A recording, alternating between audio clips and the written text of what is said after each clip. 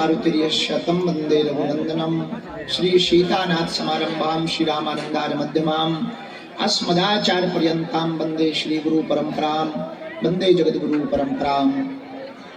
श्री बागेश्वर हनुमान जी की, श्री सन्यासी बाबा जी की। मोड़ो यशुभामे च जनकात्मजा पुरतो मारुतिर्यशतं वन्दे रघुनन्दनं श्री सीतानाथ समारंभां श्री रामानंदार मध्यमाम् अस्मदाचार्य पर्यन्तां वन्दे श्री गुरु परंपरां वन्दे जगद्गुरु परंपरां।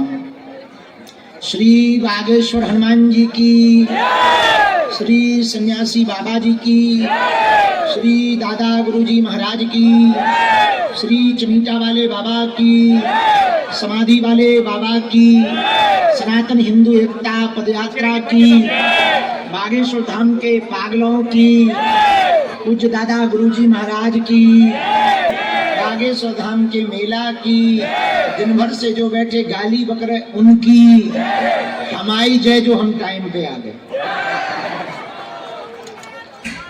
हम वही बैठ के लगातार चल रही हैं पदयात्रा की पत्रकार वार्ता।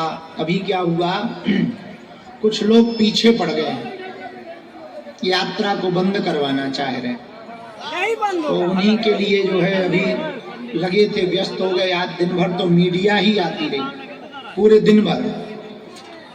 कल रात्रि काल में आप सबको प्रसन्नता होनी चाहिए कि हमको गुरु जी की कृपा मिले हुए कल 17 साल पूरे हो गए। जो वो देव उठनी एकादशी के ही दिन हुआ था। कल वो दिन था जब उनका दर्शन हमको हुआ था गुरु जी का। तो कल की पूरी रात की सेवा रहती है गुरु जी के यहाँ, भंडारा बनता, घी की पूरी बनती। अच्छा, उसे और कोई नहीं बना सकता, हमको ही बनाना पड़ता है। तो एक बार तो पूरी के चक्कर में उमरिया ही चली गई थी। कभी बाप राजा बनाओ थोड़ी अपन ने। तो उस सेवा से सुबह ही आ पाए थे, फिर सुबह भोजन पाया 5 बजे। यहाँ से जाने के बाद पूरी रात पुताई करी, सेवा करी, सफाई करी, तो प्रसाद बनाओ, फिर आरती करी, हवन करो। सुबह 5 बजे प्रसाद पा पाए, फिर 5 बजे सो गए। 6 बजे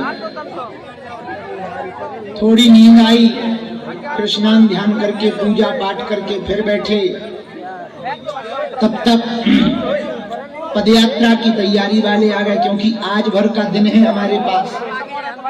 कल सुबह हमें फिर दिल्ली पहुंचना है। वहां पर पहले ही दिन 1 लाख लोग आ रहे हैं लगभग, उनकी पूरी व्यवस्था कर रहे हैं।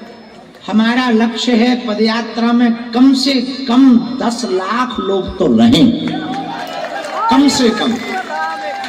तब तो पदयात्रा पदयात्रा है, तब तो वो ताकत दिखेगी कि हिंदू एक हो गया। तभी ये पता लगेगा कि अब हिंदुओं से भिड़ना बेकार है। कलयुग में संघे शक्ति कलयुगे। और सुनो कान खोलकर, यदि तुम हिंदुओं के लिए लड़ नहीं सकते तो जो लड़ाई लड़ रहा उसके साथ बगल में खड़े तो हो सकते।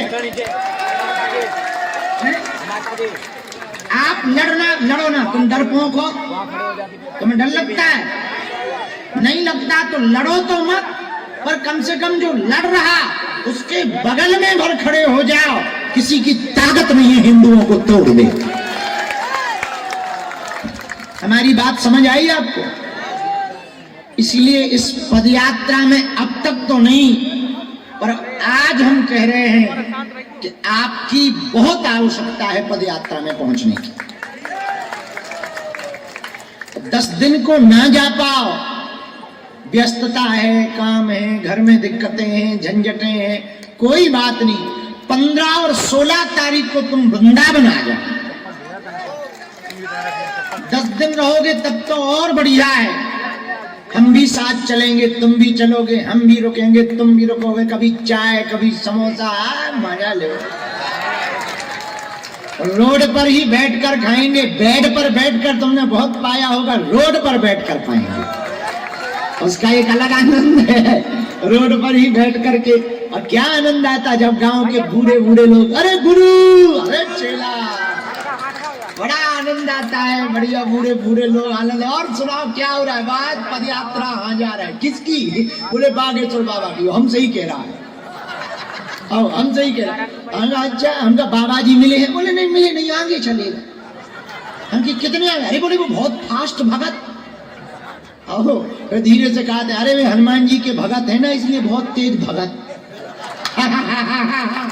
हम ही को ऐसा सुना रहे। अरे हम कहीं मान लिया। एक दादाजी तो हमें मंच पे ही ना पहचाने थे। हम कहाँ आए हो? बोले बागेश्वर गुरु जी से मिलने। हम कहा हम ही तो है। बोले काहे को झूठ बोल रहे? तो बड़ा आनंद आता पद यात्रा में, जब सब मिलते हैं, गले लगते हैं, आशीर्वाद देते, माताएं आशीर्वाद देती, हम युवान बच्चों को देखते, आहा क्या उत्साह होता। वो अद्भुतपूर्व होंगे। वृंदावन की गलियां होंगी, ब्रजधाम होगा, संतों का कमंडल होगा, बागेश्वर धाम का मंडल होगा। तनातनी नहीं, सनातनी होंगे। गजवा ये हिंद वाले नहीं, भगवा ये हिंद वाले होंगे।